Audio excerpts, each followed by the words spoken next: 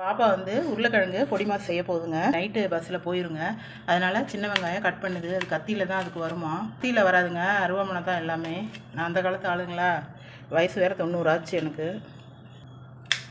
பாப்பா, உன்னோட உருளைக்கிழங்கு பொடி மாஸ் செய்ய போறியா?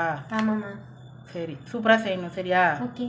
மூழ்கிற அளவுக்கு தண்ணி வச்சுக்கணும். தேவையான அளவு இப்போவே உப்பு போட்டுறணும். 3 சொல்லு. சரிம்மா. போடு. அதை இந்த அளவுக்கு போடணும். இது 4 உருளைக்கிழங்கு. அதெல்லாம் தப்பு.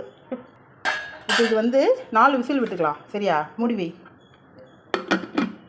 ஆயில் ஊற்றி கடுகு உளுத்தம்பருப்பு போட்டு வெங்காயம் கருவேப்பிலை வரமிளகாய் இதை போட்டு கண்ணாடி பாத்திரத்தில் ஃப்ரை பண்ணிக்கணுங்க.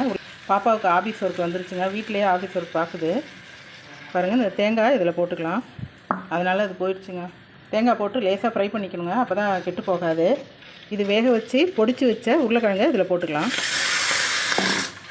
போட்டு லைட்டாக ஒரு 2-3 செகண்டு ஃப்ரை பண்ணிவிட்டு அடுப்பு ஆஃப் பண்ணிட வேண்டியதுதான். உருளைக்கிழங்கு வேக வைக்கிறப்பே உப்பு போட்டுறணுங்க. அப்போ தான் சீராக இருக்கும். அதுக்கு பிறகு இதில் நம்ம உப்பு போட்டால் சரியாக வராதுங்க.